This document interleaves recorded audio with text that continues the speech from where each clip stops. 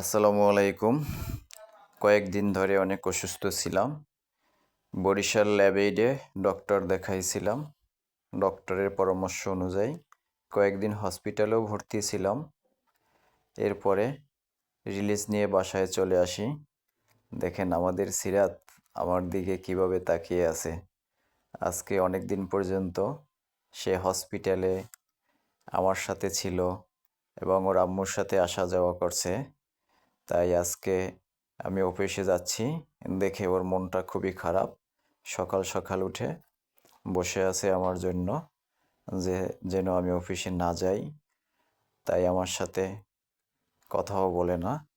যাই হোক, অনেক দিন ছুটি কাটালাম। প্রাইভেট কোম্পানিতে জব করি, আর ঘরে বসে থাকার সময় নেই, তাই অফিসে যাচ্ছি।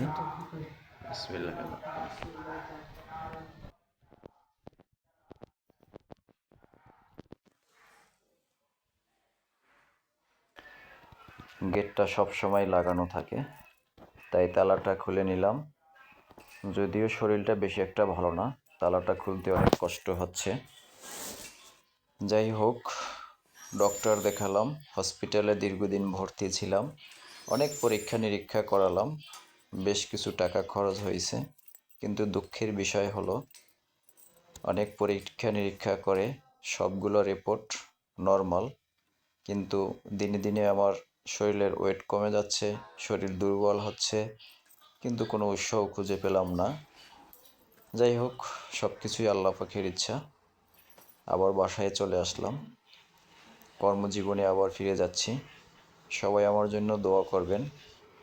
আসলে কি হলো আমার জানি না, মাঝে মাঝে আমার গলা থেকে অনেক ব্লিডিং হয়। ব্লিডিং যখন হয় তখন শরীরটা অনেক দুর্বল লাগে এবং প্রচুর পরিমাণ ব্লিডিং হয়, যেটা আপনাদেরকে ভাষায় বোঝাতে পারবো না। এই সমস্যা যাদের আছে তারা অবশ্যই বুঝতে পারবেন। যাই হোক, কথা বলতে বলতে চলে আসলাম অফিসে, সঙ্গেই থাকুন।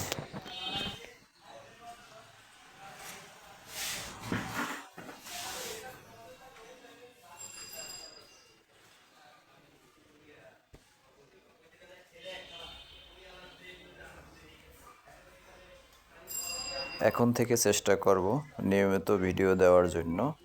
ভিডিওটি ভালো লাগলে অবশ্যই চ্যানেলটি সাবস্ক্রাইব করে পাশে থাকবেন। লাইক, কমেন্টস, শেয়ার করবেন। আজকের মতো বিদায় নিচ্ছি। আল্লাহ হাফেজ।